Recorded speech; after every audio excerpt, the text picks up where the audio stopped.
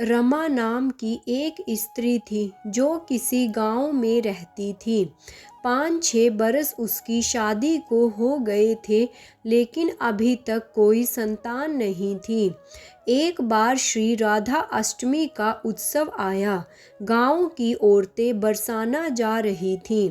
औरतों ने कहा, तुम भी बरसाना चलो। राधा रानी बड़ी दयालु हैं, तुम्हारी गोद जरूर भरेगी। वह कभी 7-8 दिन अपने घर से बाहर नहीं रही थी। उसके पति और सास ने भी उसे जाने की आज्ञा दे दी। बस उसने मन में ठान लिया कि राधा रानी मेरी गोद जरूर भरेगी। जिस दिन उसे जाना था उसी दिन पैर में चोट लग गई, चला भी नहीं जा रहा था। फिर भी वह स्त्रियों के संग यात्रा पर चल पड़ी। सारे रास्ते ट्रेन में राधा कृष्ण का जाप कीर्तन चलता रहा। इस प्रकार सभी स्त्रियों के साथ वह बरसाना पहुंच गई। सभी नहा धोकर राधा जी के मंदिर में जाने के लिए तैयार हुए। राधा जी के महल में जब जाते हैं तो ऊपर बहुत सी सीढ़ियाँ चढ़नी पड़ती हैं। जैसे सीढ़ियाँ चढ़ने लगे, वह स्त्रियों को बोली, तुम लोग आगे आगे चलो, मैं धीरे धीरे सीढ़ियों से आ रही हूँ। पैर में चोट लगने की वजह से चला भी नहीं जा रहा था। 2-4 सीढ़ियाँ चढ़ने के बाद उसका पैर मुड़ गया और वह नीचे गिरने लगी। तभी एक 7-8 साल की कन्या ने उसका हाथ पकड़ लिया। रमा बोली, बेटी, आज अगर तुम ना होती तो मैं नीचे गिर गई होती। वह कन्या बोली, मैया, ऐसे कैसे गिर जाने देती मैं तुम्हें। रमा ने पूछा, बेटी, तुम्हारा क्या नाम है। वह बोली, लाडो नाम है मेरा, यहीं पास में रहती हूँ। वे दोनों सीढ़ियों पर बैठ गए। लाडो कहने लगी, मैया, मेरे लिए क्या लाई हो। ना कोई जान पहचान और लाडो ऐसी बात कर रही है, रमा ने सोचा। फिर रमा ने कहा, लाडो, मैं कल तुम्हारे लिए लेकर आऊंगी, तुम्हें क्या पसंद है। लाडो बोलती है, मुझे नथनी, गले का हार, कान के कुंडल, चूड़ियाँ, मेहंदी, घाघरा चोली, यह सब चीज़ें पसंद हैं, कुछ भी ले आना। इतना कहकर वह बालिका भाग गई। जैसे तैसे रमा भी मंदिर में दर्शन करके लौट आई।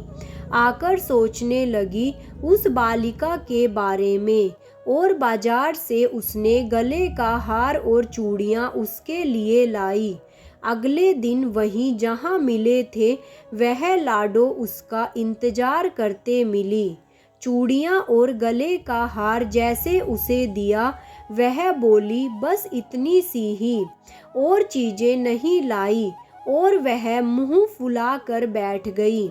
तब रमा बोली, अभी मैं 8 दिन यहीं पर हूँ, रोज तुम्हारे लिए कुछ ना कुछ लाया करूँगी। यह सुनकर लाडो उसकी गोदी में बैठ गई और गले से लग गई। रमा तो रोने लगी, उसे जैसे एक संतान मिल गई। खूब प्यार से उसके सिर पर हाथ फेरा। ऐसे ही वह फिर चली गई। रमा ने मंदिर से आकर घाघरा और चोली उसके लिए बनवाए। ऐसे ही रोज कुछ ना कुछ वह उसे देती।